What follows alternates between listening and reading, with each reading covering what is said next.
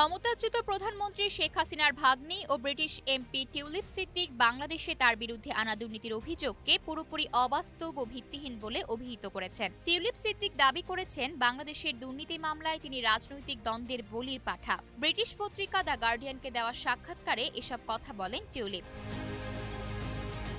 সিদ্দিক জানান, এক সপ্তাহের বেশি সময় আগে একজন সাংবাদিক তার আইনজীবীর সঙ্গে যোগাযোগ করার পর তিনি প্রথম জানতে পারেন যে বাংলাদেশের দুর্নীতির দায়ে তাকে অভিযুক্ত করা হয়েছে। ঢাকায় পূর্বাচলে তার মা, ভাই ও বোনের জন্য প্লট পাইয়ে দিতে প্রভাব খাটানোর অভিযোগে টিউলিপকে অভিযুক্ত করা হয়েছে। টিউলিপ এটাও বলেন, বাংলাদেশে অনেকে অন্যায় করেছে, তাদের শাস্তি হওয়া উচিত, কিন্তু তিনি তাদের মধ্যে একজন নন।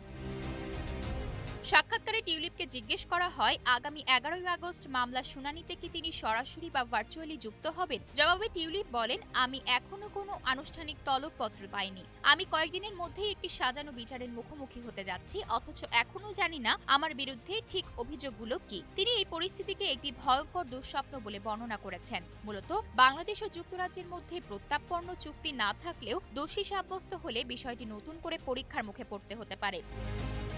সংবাদ মাধ্যমের প্রতিবেদন অনুযায়ী টিউলিপের বিরুদ্ধে রূপপুর পারমাণবিক বিদ্যুৎ কেন্দ্র নির্মাণে রাশিয়ার একটি কোম্পানির সঙ্গে করা চুক্তি থেকে $5 বিলিয়ন আত্মসাতের অভিযোগ উঠেছে। এছাড়া 2013 সালে মস্কোতে শেখ হাসিনা ও ভ্লাদিমির পুতিনের সঙ্গে ছবি পুনরায় সামনে আসে, যা নিয়ে বেশ আলোচনা হচ্ছে।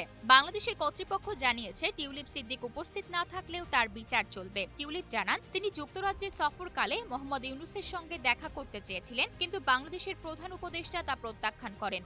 এদিকে যুক্তরাজ্যের অপরাধ দমন সংস্থা শেখ হাসিনা সংশ্লিষ্ট দুই ব্যক্তির প্রায় 9 কোটি পাউন্ড মূল্যের সম্পত্তি জব্দ করেছে, যার একটিতে টিউলিপের মা বসবাস করতেন। টিউলিপ বলেন, এর সঙ্গেও তার কোনো সম্পর্ক নেই। টিউলিপ সিদ্দিক বলেন, তিনি কেবলই একটি রাজনৈতিক বড় ঝামেলার শিকার। ডক্টর ইউনূস ও শেখ হাসিনার দ্বন্দ্বে তার কোনো যোগসূত্র না থাকার পরও তিনি ক্ষতিগ্রস্ত হচ্ছেন।